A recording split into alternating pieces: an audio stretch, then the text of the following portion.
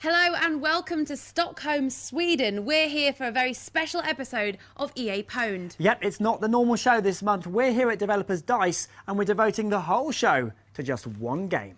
This is the PWNED Battlefield 3 Special.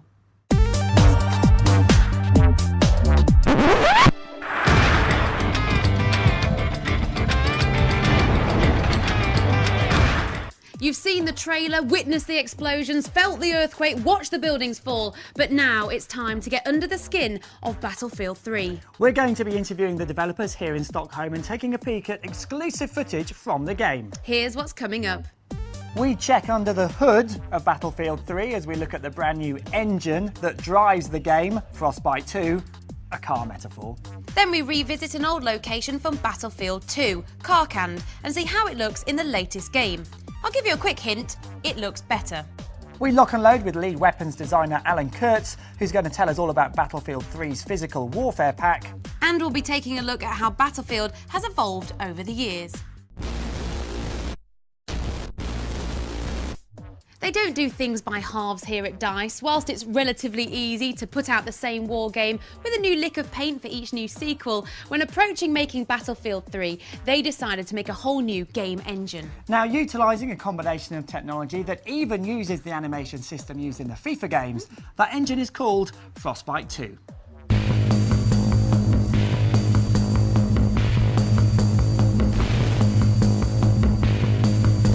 What made you create a new animation system using the Frostbite 2 technology? I started to look around, looked at stuff like Havoc animation and natural motion and things like that. Then I also got hold of this very cool movie that the guys developing FIFA were putting together. And it was a movie about responsiveness and about how a soccer player move on the soccer field. And for me, that was a really believable way of moving, and it had all the weight, and it had all the intensity and all the believability of the characters that we would like to have in the game. And it turned out that they have an animation tool that it's called Ant. So we basically just call them on the phone or send them a mail and say, hey, we would like to use your tool. And they were just happy to share that with us. Will users really notice the difference between Battlefield 2 and this one? You should see a lot of physicality in there and a lot of interaction with the environment, and also a lot of random things happen. I mean, because they do in real life, don't they? What types of destruction does Frostbite 2 deliver? Well, we have the micro-destruction, as we call it, which is basically objects that are around the player, like cover and so on. You can blow holes through walls and stuff to open up new paths and move through environments that were previously locked off. And we also have the really big scale destruction, which is like facades and stuff that can crumble and fall over, as well as set-piece destruction, which is more or less scripted big destruction events. So will this type of destruction change the way people play shooters? Absolutely. I mean, since your cover is destructible, you can't sort of really sit in one position for very long. As far as I know, this is the only game that uses this level of destruction. We've improved on almost all aspects of the sound for Battlefield 3. RPG, Mike 12! We've not gone after a cinematic soundscape. We've worked towards a more documentary style. And so we've concentrated more on how the world responds to the sounds rather than the sounds themselves. It's the player that triggers it. The sound system is actually in control of the camera. So, when an explosion goes off, there's a camera shake, and that's triggered by the sound engine. That's cool. Yeah, it's quite interesting because then we can also trigger the rumble in the pad. So all of these things just improve the player feedback, and that's something Frostbite is really good at. We can do really, really big landscapes, and we can also do really tight sort of interior fighting and so on.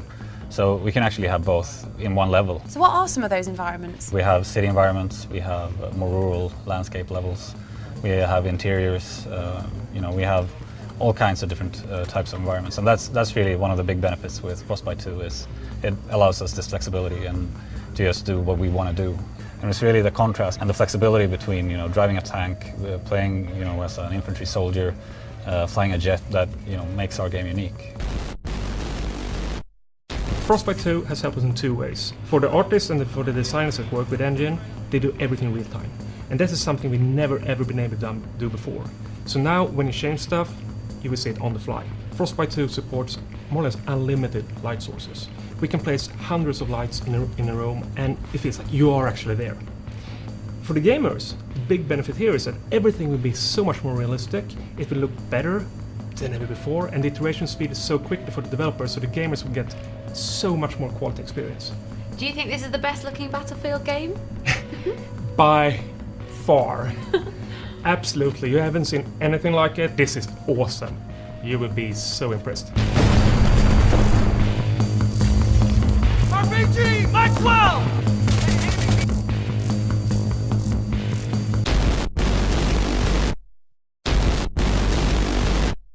It's recently been announced that the forthcoming Need for Speed The Run will also be using the Frostbite 2 engine. But we're not here to talk about that today, we're here to talk about Battlefield. Now, those of you who've played Battlefield 2 would have spent many an hour killing or being killed in Karkand. Ah, good times. And the good news is, you can go back there in Battlefield 3. Pay attention, it's an exclusive. The Back to Karkand expansion pack reimagined classic Battlefield maps Wake Island, Sharkey Peninsula, Gulf of Oman and Strike at Karkand. We caught up with Nicholas Fagrius, the pack's lead designer, and David Spinier, who designed the original maps, for a chat. 2 months ago we basically thought of how could we make a really cool experience for the core fans and the new fans, and it felt kind of natural to revisit the epic maps of BF2. So you designed some of those maps. I did Strike at Karkand and I did Sharkey Peninsula. And why do you think people really liked Strike at Karkand? Apparently it's one of the top maps ever. It has the infantry stuff. It's super intense. I can barely survive 5 seconds on it. But it also has the kind of the mix of vehicle in there as well. Also, I had a very specific kind of design idea for it when I designed it originally. And I think that part kind of came through. And Nicholas, you've been applying the Frostbite 2 touch to Strike at Karkand. How's that been for you? It allows us to do a lot of things. So it's dynamics and destruction and lighting and a whole bunch of stuff. I just want to make sure that the core gameplay is there so that fans can recognize, and when they jump in, it feels like they've been there and they recognize the scenery, and but still, the new bling attached to it. In terms of destruction, how does that alter the way people might play the map?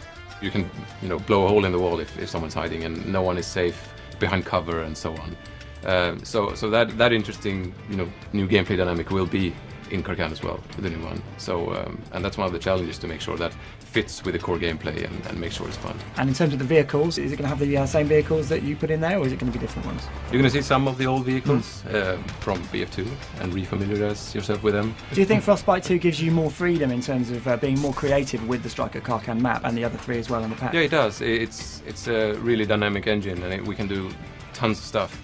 But again, we want to make sure that the core gameplay is still there. But then on top of that, we want to add all the new stuff that Frostbite offers. And will there be different game modes in there as well? You will be able to play Rush on Karkand, yes. So ultimately for you guys, what do you think is more rewarding? Starting afresh and coming up with some new map designs, or maybe changing one that already exists, such as Strike at Karkand, and giving it a new lease of life? Personally, and this is just me, I love creating new maps. But it's been really interesting, kind of rewarding to see these guys work on something I did. I think we got a new audience, just releasing BC Bad Company 1 and Bad Company 2 for consoles. So I think it's a real opportunity for new players to experience these old maps. So David, you're working on Battlefield 3. You've probably seen most of the multiplayer maps. Is there one you've seen already that you're thinking, that could be the next Strike at Karkand? Every game we do will have a map that kind of stands out, that is more popular. And I think definitely we have a lot of interesting and promising looking maps for BF3, definitely. Kind of in the same vein with the infantry experience and the urban settings, so it looks very, very promising.